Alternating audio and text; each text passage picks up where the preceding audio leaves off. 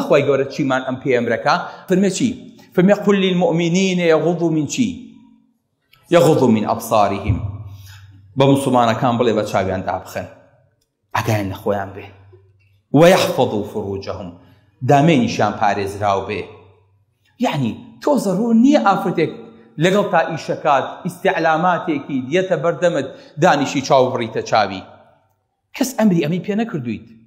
بەداخەوە ئەم شتەکە لە بینی خۆمانە کەسێرەکە کورە وڵات دراوسەیەکە چوم لێ شتێکشم لەوەگر ئەچیتە بەردەم دەرگاکەیان ئاوا چاو داخی ئەڵی دادەجیان زەحمت نەبێ ئەو سۆدەیەکتان هەیە بماننێ شتێکم پێویستە پێش ناکات چاو بەرزکەیتەوە وڵان جا دراوسێمان ئێرە چۆنی باشی ئەلحەمدولیلا ئەرێکین چۆنە کەس دە ماڵێ باشە لەخوا بێت ئەمە کەی ئیشی تۆی باوکچە چاو داخە و قسەی لەگەڵا بکە ئافرەتەکەش بەرامبەر بە تۆ هەر ئاوە.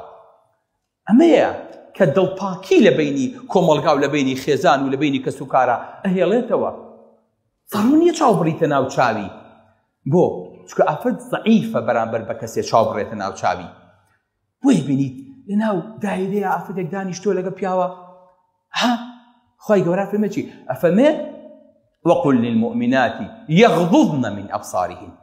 زەڕوور نییە ژن و پیاوێک هەتا ئێوارە لە ژوورێکا پێکەوە بن دانیشن چاو بپڕنە یەکتری دکتۆرێ لەگەڵ نەخۆشیەکە قازیەک لەگەڵ متتەهەمێکە مامۆستایە لەگەڵ کەسێکی ترە هیچ زەڕورەت نییە ئەمە بکە.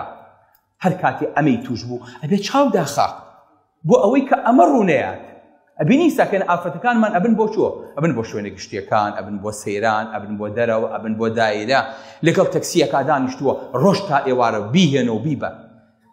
کاکی نازانی تو ئەمە چی لێ ئەکەوێتەوە نازانی کێشە و مشاکی لەمەیان ڕۆدا.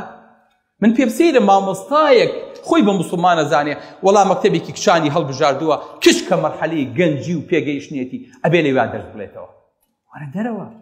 مامۆستایەکی ئافرەت ئەچێ لە مەکتەبێکی ئامادەی قورئانە دەزەڵێتەوە ئیشت بێت چێ باوکی من چکارێکت بۆ بارەوە کەوتووە.